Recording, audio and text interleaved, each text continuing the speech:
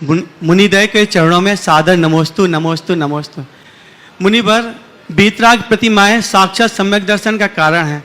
प्रतिमाओं के संबंध में मेरे 4 सवाल हैं आपके पास में। पहले, हमारी जितनी भी प्रमुख प्रतिमाएं हैं वो सारी पाषाण की हैं, और उसमें बड़ी प्रमुख जो धातु की प्रतिमाएं जो पहले भी बनती होंगी सोने चांदी की, वो अब बड़ी प्रतिमाएं उपलब्ध नहीं हैं। और महाराज जी, अभी जो चलन बढ़ा है कि सोने चांदी की प्रतिमाएं मंदिरों में विराजमान की जाने लगी हैं। और महाराज जी, जब चाहे पेपर में आता है कि यहाँ के ताले तोड़ के तो सोने चांदी के सिंहासन और प्रतिमाएं चोरी हो जाती हैं महाराज जी। तो भविष्य में इसके लिए क्या बनाना उचित है और उनकी मेंटेनेंस की व्यवस्था कैसी रहना चाहिए महाराज जी?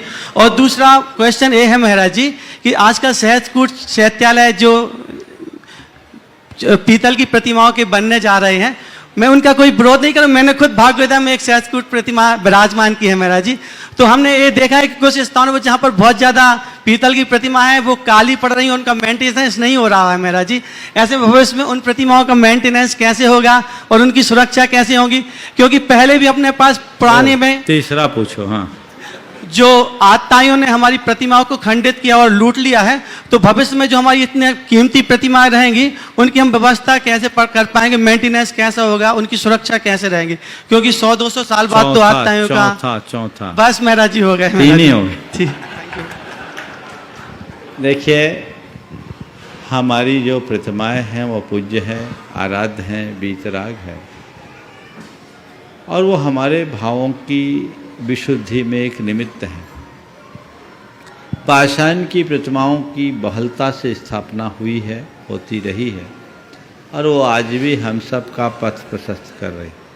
ये प्रमाणों को देखते हैं तो जितने भी अकृत्रिम जिनालय हैं वहाँ स्वर्णमय जिनबिंब ही हैं। समझ गए? स्वर्णमय रत्नमय जिनबिंब। अतीत के काल में भी लोगों ने धातु की प्रतिमाएं स्थापित की होगी, इसमें संशय नहीं है।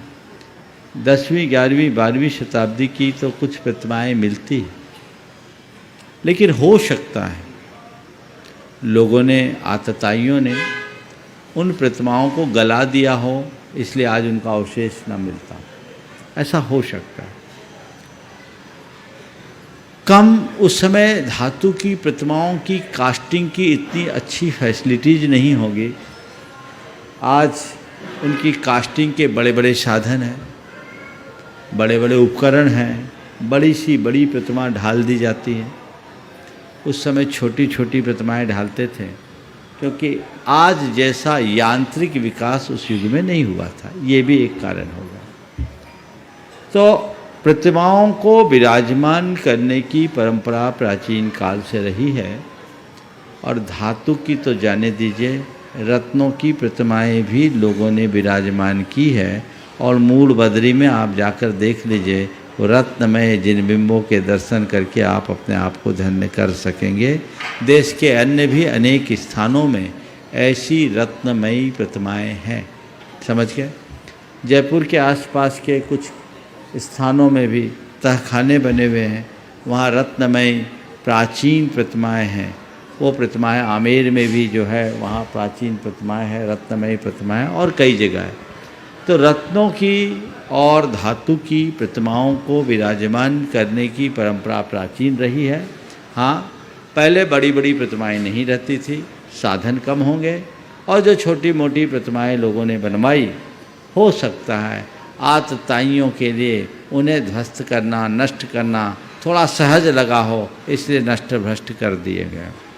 कई जगह से हमें भूमि के अंदर से वो जो धातु की प्रतिमाएं निकली है, वो इस बात का प्रमाण है कि ये सब आतताइयों से बचाने के लिए किया गया। हिसार के पास पुण्योदय क्षेत्र बना है, वहाँ जो मूर्तियाँ निकली वो भूमि के अंदर से निकली। एक मटके के अंदर से 64 प्रतिमाएं, सब धातु की प्रतिमा थी, और संभवतः वह 11वीं शताब्दी के आसपास की प्रतिमाएं थी। तो प्रतिमाओं को, धातु की प्रतिमाओं को प्राचीन काल में भी स्थापित किया जाता रहा है, पर हाँ अपेक्षाकृत कम, क्योंकि पाषाण की प्रतिमाओं को स्थापित करना सुगम था और वह सहज उपलब्ध भी। अब दूसरी बात आपने पूछी है कि हम जब इनको विराजमान करते हैं तो इनका रख रखाव कैसे हो। सहस्रकूट जैसे जिनालियों में भगवान विराजमान होंगे तो उनका रख रखाव कैसे होगा। अरे भाई, हम विराजमान कर रहे हैं तो रख रखाव भी हमें करना है, उसके लिए संकल्पित होना है। और मेरा तो एक नियम है, हम पंचकल्याणक में भगवान बाद में बनाते, पुजारी पहले। कहीं भी हम प्रतिष्ठा करते हैं तो ज्ञान कल्याणक के दिन सूर्य मंत्र देने से पहले लोगों को बुला लेते, भैया भगवान तो पधरा रहे हो, पूजेगा कौन, समझ गए।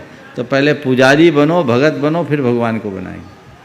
तो ये समाज की जिम्मेदारी है, उनके मेंटेनेंस रख रखाव को हम करें। अब आपका ये सवाल हो सकता है, आज हम कर लेंगे 10 बरस, 20 बरस, 25 बरस, 50 बरस, 100 बरस, उसके आगे?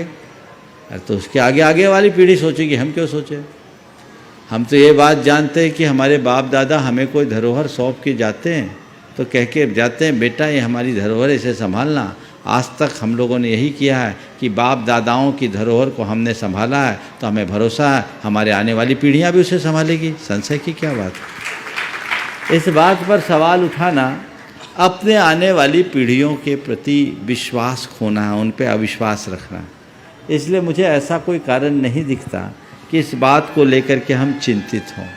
आपका तीसरा जो सवाल है कि आतताइयों, आक्रमणकारियों से इसे कैसे बचाया जाए भविष्य में, तो भैया भविष्य को किसने देखा। अगर हमारे पुरखे ये सोचते हैं कि आज हम भगवान विराजमान कर रहे हैं, कल कोई आके तोड़ देगा, तो आज जितने भगवान हमें मिल रहे हैं, क्या मिलते क्या, बोलो। कितनी मूर्तियां नष्ट हुई, हजारों, लाखों। एक इतिहास की बात आप सबसे बताता हूँ। जिस काल में औरंगजेब जैसे आतताइयों का आतंक चल रहा था, मूर्ति भंजकों ने कोहराम मचा रखा था, उसी काल में जैन जगत में एक ऐसा श्रेष्ठी उदार व्यक्ति हुआ, एक ऐसा उदार श्रेष्ठी प्रकट हुआ जिसका नाम था जीवराज पापड़ीवाल। उसने 1,00,000 जिन प्रतिमाओं को प्रतिष्ठित करके पूरे देश में विराजमान किया। तुम तोड़ो, कितना तोड़ोगे, तुम मूर्ति तोड़ सकते हो, हमारी श्रद्धा नहीं तोड़ सकते। उसका ये सुपरिणाम है कि आज लगभग संपूर्ण भारतवर्ष के हर पुराने जिनालय में जीवराज पापड़ीवाल के द्वारा प्रतिष्ठापित प्रतिमाएं मिल जाएगी। समेत शिखर में भी है